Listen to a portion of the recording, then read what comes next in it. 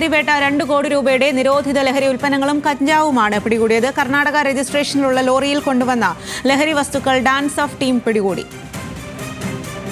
കൊല്ലത്ത് നിന്നും ഷമീർ അബ്ദുള്ളാണ് കൂടുതൽ വിവരങ്ങളുമായി ചേരുന്നത്. ഷമീർ, ഇത് ആരുടെ പക്കൽ നിന്നുമാണ് പിടികൂടിയത്? കൂടുതൽ വിവരങ്ങൾ. സ്വാതി, കടക്കലിനും പരിസര പ്രദേശങ്ങളിലും വ്യാപകമായി പാൻ മസാല, കഞ്ചാവ് തുടങ്ങിയ ലഹരി ഉൽപ്പന്നങ്ങൾ വിൽക്കപ്പെടുന്നു. അത് പിടിക്കപ്പെടുകയും ചെയ്തത് കഴിഞ്ഞ ദിവസങ്ങളിൽ.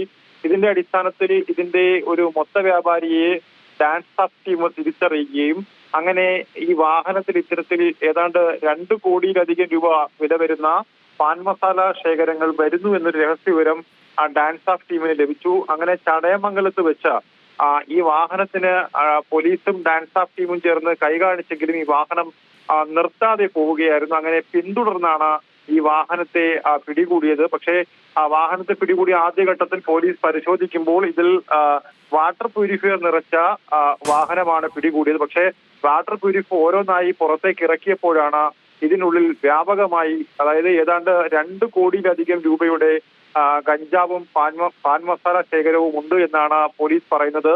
സംഭവത്തിൽ ഈ വാഹനം ഓടിച്ചിരുന്ന മഞ്ചേരി സ്വദേശി ബഷീറിനെയും പിടികൂടിയിട്ടുണ്ട്. അയാൾ ഇപ്പോൾ പോലീസിന്റെ കസ്റ്റഡിയിലാണുള്ളത്. ഇനി പോലീസിന് അറിയേണ്ടത് ഈ വിവരങ്ങൾ എവിടെ നിന്നാണ് കൊണ്ടുവന്നത്, ആരാണ് ഇതിന്റെ ഈ ലഹരി കടത്തിന് പിന്നിലുള്ളത് തുടങ്ങിയ വിവരങ്ങളാണ് വരേണ്ടത്. പ്രാഥമികമായി ഇപ്പോൾ ഡാൻസ് ഓഫ് ടീം പറയുന്നത് ഏതാണ്ട് 2 കോടിയിലധികം രൂപയുടെ മയക്കുമരുന്ന് ശേഖരമുണ്ട് എന്നാണ്. ഇനി ഇത് ചിട്ടപ്പെടുത്തേണ്ടതുണ്ട്.